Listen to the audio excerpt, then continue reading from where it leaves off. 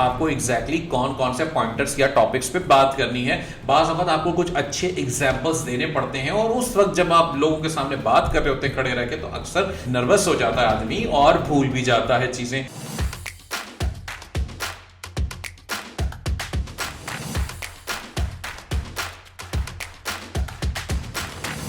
गाय Kawasaki को तो आप जानते ही होंगे। इनका एक बहुत अच्छा रूल इन्होंने बना रखा है। बेसिकली एक स्टैंडर्ड है 10, 20 और 30।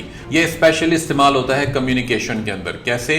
जब आप कोई प्रेजेंटेशन दे रहे हैं, आप कोई स्पीच दे रहे हैं, या आपको इस तरह की बात करें जिससे आप 1 to many में डिस्कशन चल रही है, आपकी वन वे कम्युनिकेशन भी इसे आप कह सकते हैं, जिसमें नॉर्मली गेस्ट स्पीकर होता है और वो बात कर रहा होता है। 10, 20 और 30 का मतलब क्या है? इसका मतलब यह है कि जनाब गाय साहब कहते हैं कि 10 स्लाइड से ज्यादा की आपकी प्रेजेंटेशन लंबी ना हो। जितना कुछ आपने मटेरियल देना है सारा 10 स्लाइड के अंदर डाल दें। कोशिश करें 10 स्लाइड्स से ज्यादा बड़ी आपकी प्रेजेंटेशन ना हो।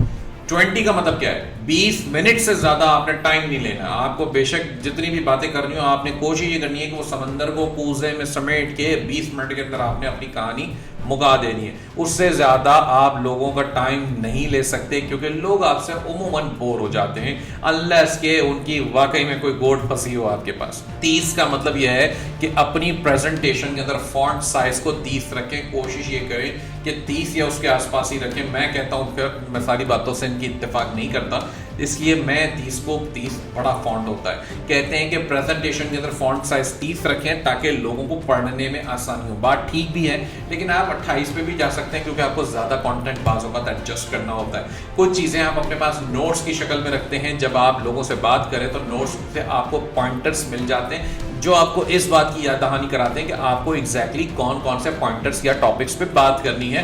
बाज़ वक़्त आपको कुछ अच्छे एग्जांपल्स देने पड़ते हैं और उस वक्त जब आप लोगों के सामने बात कर रहे होते हैं खड़े रह के, तो अक्सर नर्वस हो जाता है आदमी और भूल भी जाता है चीजें। इसलिए अगर छोटे छोटे पॉइंटर्स नोट्स की शक्ल में या आपके फोन की नोट्स की ऐप में लिखे होंगे तो आपको बड़ी आसानी हो जाएगी इससे।